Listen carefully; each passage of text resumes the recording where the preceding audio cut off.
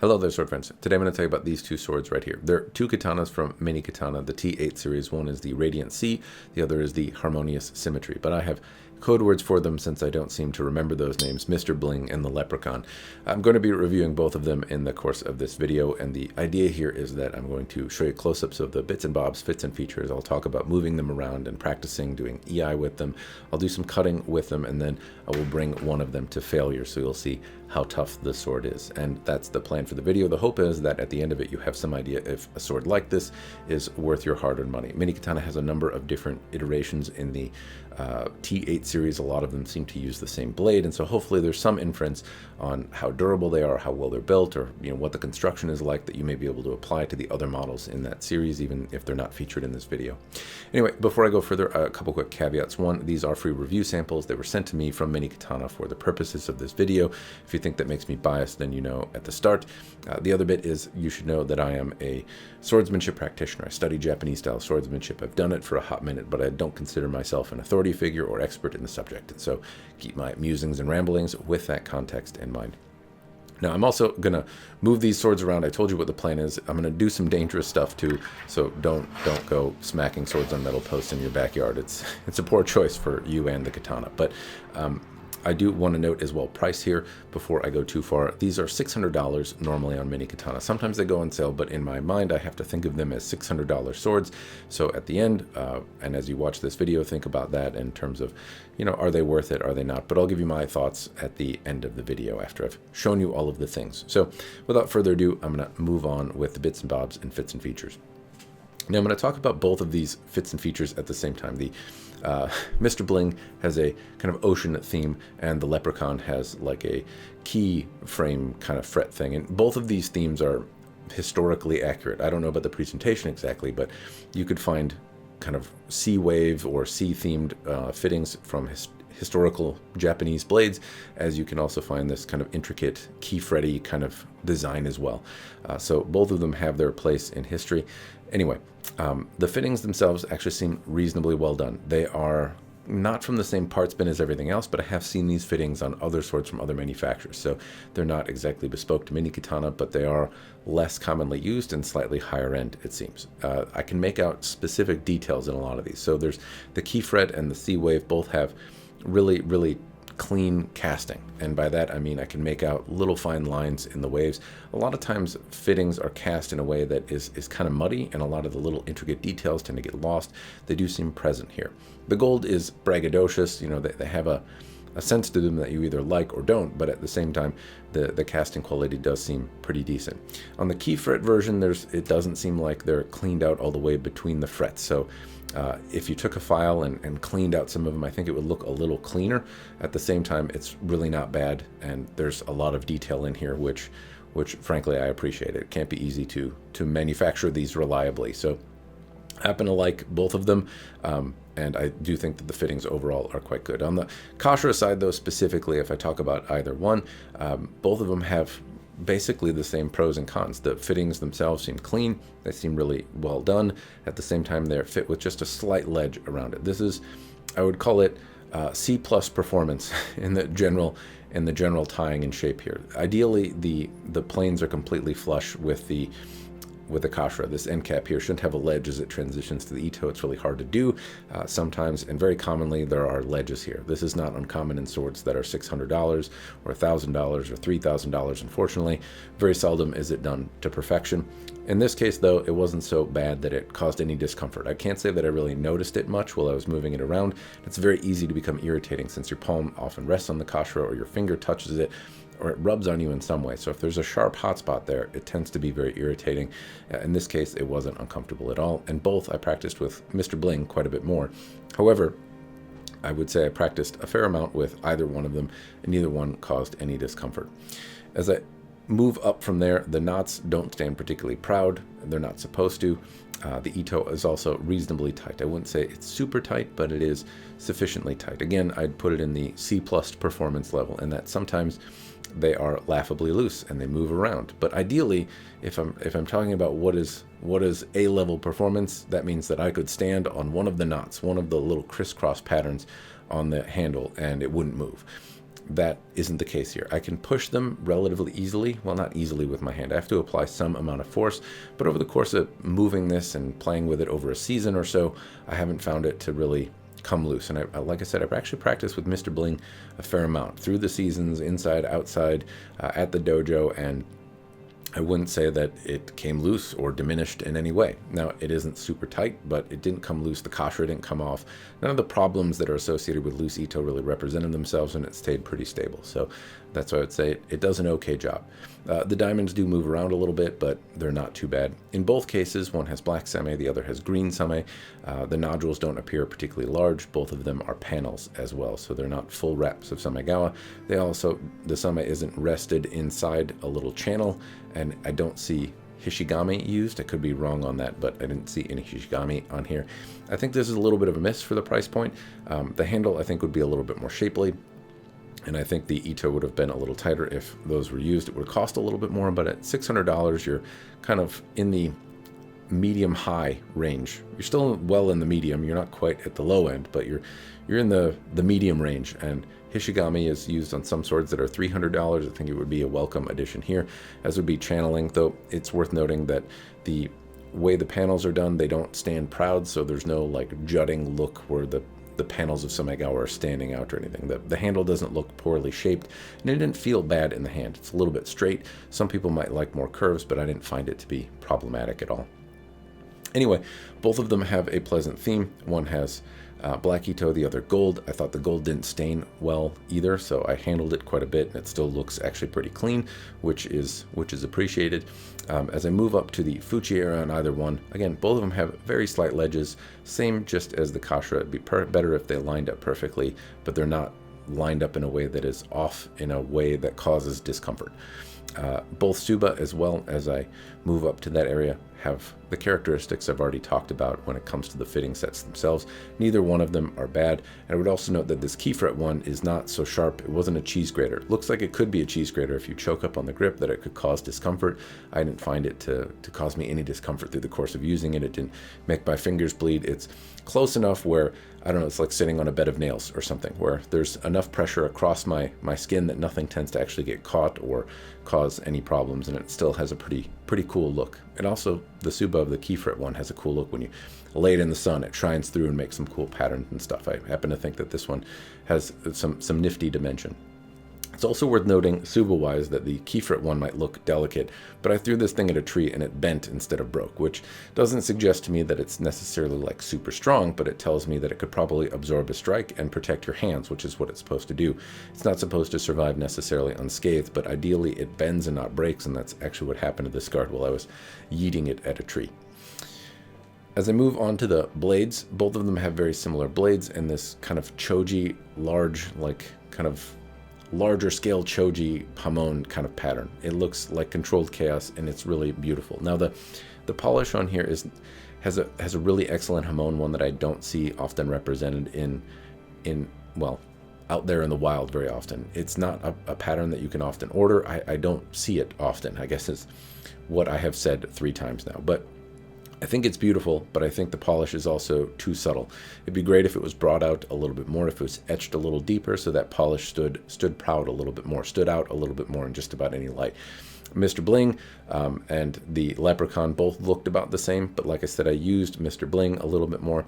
I cleaned it a little bit more, and some of the brightness that the polish originally had wore away kind of quickly with, cleaning it off with, various metal polishes. I tried to be gingerly while I was doing it, but I still wore away some of the polish, and I think if it were a little bit more braggadocious, if it were brought out a little bit more with etch, then that would be harder to do, and it would be easier to see in just about any light, which I don't think is also something that you should not expect for around $600. There are examples from Ryan Sword and Shadow Dancer and Cloudhammer that have kind of prominently featured hamons if you would like them. This one was there, and it really was pretty. That was the thing. That's kind of, I guess, what makes me mad is I really like the pattern on the hamon. I just can't see it as much as I would like to. And so tip of my hat to Mini-Katana for making a pattern that is awesome and that doesn't seem to be represented on a lot of other swords. It's really quite beautiful. Unfortunately, it just isn't brought out. It isn't, kind of the volume isn't turned up as much as my preferences would be. So both swords looked excellent, though, in terms of what was there. I just wish I could see it a little better.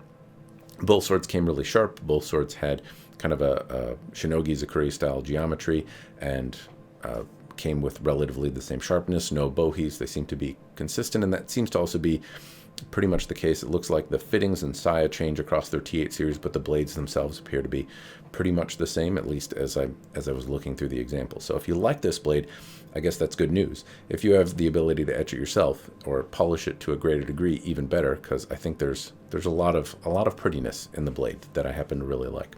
I'm going to talk a little bit about the scabbard now. The saya itself is pretty well done on either of these swords. So it doesn't have a profile taper. They stay relatively a uniform thickness, but they do have interesting paint, or at least Mr. Bling does in my mind. And on top of that, they're made with horn parts. So they have a horn koiguchi, kurigata, and kojiri. The koiguchi appears on both of them to be reasonably well made, and that's good. That's what I'd expect in a sword at $600, but honestly, it's becoming more rare. I'm seeing a lot of swords around like $1,000 price point now that don't have horn parts on them. So it's nice to see this done here. The sayas appear reasonably well made. They don't necessarily have all the same profile that I would hope to, but that's not uncommon in swords at this price point. The lacquer on the Leprechaun is pretty thick and nice. It's a color. Maybe you like it. You don't like if you like key lime pie, right? If you like this kind of lime greeny look, then it's consistent and good. It's not blotchy. There's not ripples in the lacquer or anything. It's overall well done. Mr. Bling, I thought, was a little bit more special. I'm not sure exactly what those are, if they're mother of pearl or abalone or what's kind of scattered in the paint, but it looks nice. It looks hard to do, and it's also uniform and clean and good. And so I thought that that's why I call it Mr. Bling. It's got like a gold handle and really bright gold things, and then it's got all sorts of bedazzlements on the scabbards. It has a really blingy look to it, which was fun to practice with. It turned a lot of heads in the dojo. A lot of people were really curious about it. That scabbard really stood out. So anyway, I happen to like that, and I think that could easily cost more. So I'm glad to see that these options are available kind of all at the same price across the T8 series, or at least the majority of them. Anyway, I'm going to talk about using the sword now. I've covered the bits and bobs and fits and features. Hopefully it gives you some idea of build quality and what to expect. Like I said, I'm only featuring 2 of these, but hopefully across 2 of them you have some idea of how well put together they are, how crisp the lines are, how much attention to detail they are in terms of ito tightness and the assembly of the handle and all that kind of stuff. Anyway, I'm going to move on now to the using it side of things. So in terms of practice, they work actually pretty well. They're both quiet. The blade shape doesn't have a bohi, and the tip doesn't really swell out, so there's not much in the way of making noise that I hear. So I tend to have blades that are on the quieter side, like the people around me can hear me if I'm doing it right, but I can't, and that means that as a training partner, it's a little bit to get used to. I would prefer it if they were louder to do EI with, but at the same time, they're not heavy, they're not uncomfortable. I feel like I can draw them and sheathe them, and overall, shape-wise, they were very, very pleasant to use. And like I said, I used Mr. Bling a few different times, and I actually let a few other people around the dojo use it. It didn't seem to be a problematic sword. A lot of people seemed to enjoy it. Nobody complained about ito being loose, or that it was slippery or bad, or any of that kind of stuff. It also isn't raspy in the scabbard, and the tension is right. So as a practitioner, apart from the sound not being really loud, which is a preference, or at least it is my preference if I'm using a training tool, I like to know if my training is correct. And one way to do that is if it makes a swishy sound, it means my edge alignment is probably okay. But I digress. It was a fine training tool. They were fun to train with. It was fun to have like something that really stood out as well. Both of these were really bold swords, and both of them really kind of drew attention of other folks at the dojo, which was kind of fun. It drew interest in the thing, and I got to talk about some of them, which, as you may be aware, I like to do. Anyway, I'm going to talk now about actual cutting with the sword. So in both cases, they both zip through pool noodles. I cut tatami mats with Mr. Bling in class. I also cut bottles with Mr. Bling in class, and I missed one and hit a wheelbarrow behind me. It had the slightest little bit of damage hitting the lip of the steel wheelbarrow, but really nothing that didn't kind of, not buff out, but I took a honing stone, and you wouldn't really notice it was there if I didn't say it. So the edge durability actually seems pretty solid. They both cut pretty well, and I didn't notice in terms of normal use any kind of bending or anything like that. I focused a little bit more on cutting, though, with the Leprechaun. So I liked Mr. Bling, and I wanted to have one of them around to keep as an example to compare Mini-Katana to. And Mr. Bling is just a little bit more... Both of them are very braggadocious, but I think Mr. Bling is a little bit more camera-friendly. So, especially if I want to use a green screen. So the Leprechaun was destined for destruction. And I was also more curious about how that keyfret scabbard or saya would, or tsuba would hold up to some pressure. So when I got to abusing it, like I said, I cut bottles and things like that. I also cut wood. I cut deeply into branches, and honestly, it held up really well. But when I started to intentionally bend the sword, I could see that slapping it on the side would cause the sword to bend. And it's worth calling out that differentially hardened blades don't spring back into shape. If you try to bend them, they will bend, and then they will stay bent. And you can kind of unbend them and make them straight again and go about your day. So throughout the course of doing this, it wasn't easy to bend. It didn't take a lot of effort, but there are definitely differentially hardened blades that have taken more effort to bend than these do. So the spine appears on the softer side. And this, as much as I can measure, it will be in the description down below. But it did bend. It also straightened out, and at no point did it bend so much that it wasn't really a weapon. It held up to doing some of the abusive stuff so long as my edge angle was okay. Even hard strikes that stopped, the sword didn't really twist or bend that much until I really started bending it intentionally, and then once I started, it became a little bit easier to do. I yeeted it at a tree, as I noted several times, and the sword, this is where like each toss started really diminishing the sword. So it had held up reasonably well to cutting bottles and noodles and tatami and whacking into, branches and thick ones and absorbing a lot of shock. And there wasn't much to say other than some slight bends that I'd put in there intentionally. But at a tree, that's where it really started to bend a lot. That's where the handle started bending as well, or not the handle, the tsuba started bending significantly. And again, it's good that it didn't break. It really took a significant bend, though. So hitting the tsuba on the tree caused it to bend quite a bit. The blade would also bend. The kashira popped off eventually. And then I started feeling a little bit of rattle in the handle as well. So each throw really degraded the sword. Either it would bend significantly or something would diminish, whether it be the tsuba, the kashira, the ito, something like that would gradually come undone on each toss. So I did it a few times, then I brought it over to the Tree of Woe, did some slapping and cutting. It still maintained itself as a weapon, though, so after all of that, I could still use the sword. I kind of straightened it out, and I could still do chops and whacks into the tree, and it still overall kept its shape. So I went to the Croquet Stake of Doom from here. And in the Croquet Stake of Doom, I more or less started whacking it on the stake, and it chipped away a significant amount of the edge right away. Just on the first strike, you can see that it cuts in about 1 millimeter or so, which is not something you can't sharpen out, but it's chipping it away. It's not rolling it over. These chunks are coming out. Some of them are probably embedded in the Croquet Stake of Doom. I then went to the Croquet Stick, kind of went ham on it, started gradually striking harder and harder and harder, and eventually a crack developed in the blade. And I caught it before it really went too far, but some light taps after that, basically the blade got to a point where I could just fold it and get it in half. And the grain structure appears to actually be pretty tight. Along the edge, it's really, really quite fine. In the back, it's a little bit more coarse, but not like rocky. So the grain structure appears relatively fine overall. All right, sword friends, you've seen close-ups of the bits and bobs, fits and features. You've seen me do EI with it and practice with it, just drawing and sheathing and not cutting anything. You've seen me cut normal things, and you've seen me cut some pretty abnormal things.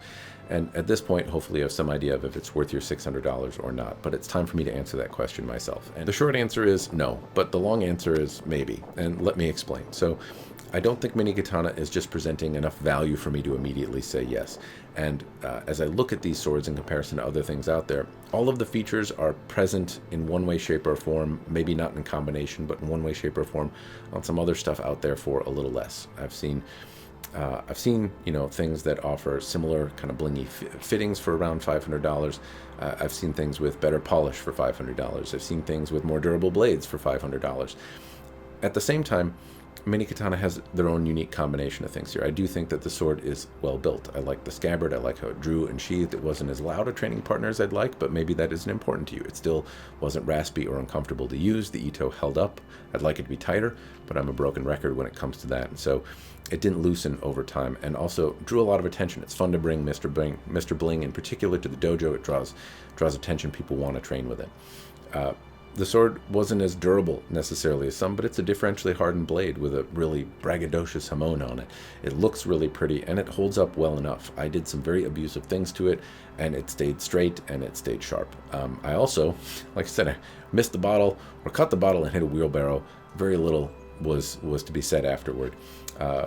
And it made it the Croquet Stick of Doom, which is a testament to durability almost in and of itself. So I do think they're as durable as they need to be. But, you know, if you wanted something more durable, there could be a different direction to go. Anyway, to me, they seem like I would just wait for a sale. Mini-Katana sometimes puts them on sale. And at $600, I kind of wince a little bit and say, you know, maybe not. But when they go on sale for closer to $500, I feel like that's a more compelling offering. And oddly enough, in the dojo, there's somebody who really happened to like Mr. Bling, a fellow training partner. And when he was training with me, he asked how much was it, and he said, and when I said $600 is what they went for, he's like, that seems like about $100 more than I would just take it for right now. And I don't know if that biased me or not, but I kind of feel about the same way, that it just seems like the wait for the sale is a little bit better. Mini-Katana sometimes has them. I've been following it, and every now and again the price goes down. And when it goes down, I feel like it's a lot more easy to recommend than it is at $600. But those are my thoughts. It's not a bad product, and if Mini-Katana's unique blend of it's not anime, it's not fantasy, and it's also not history kind of combination together, you know, speak to you in a way that is something you have to have now, I can't blame you. Mr. Bling and the Leprechaun were fun to test out. I know that's not their name, but that's what I'm sticking with. And I think they have some other cool offerings that I just don't see elsewhere. So if one of them speaks to you, I can't blame you. They seem like an overall good product. Anyway, those are my thoughts on it. Hopefully this has helped you better understand kind of build quality, what to get, and help you decide if it's worth your hard-earned money or not. I do want to offer again a special thanks to the folks at Mini-Katana for sending the sword my way. It has been fun to train with and play with, and fun to even push one to failure. It was kind of hard to do. It was a very pretty sword. I didn't want to do it, but for posterity. Anyway, that's what I got. Cheers, and thanks for watching.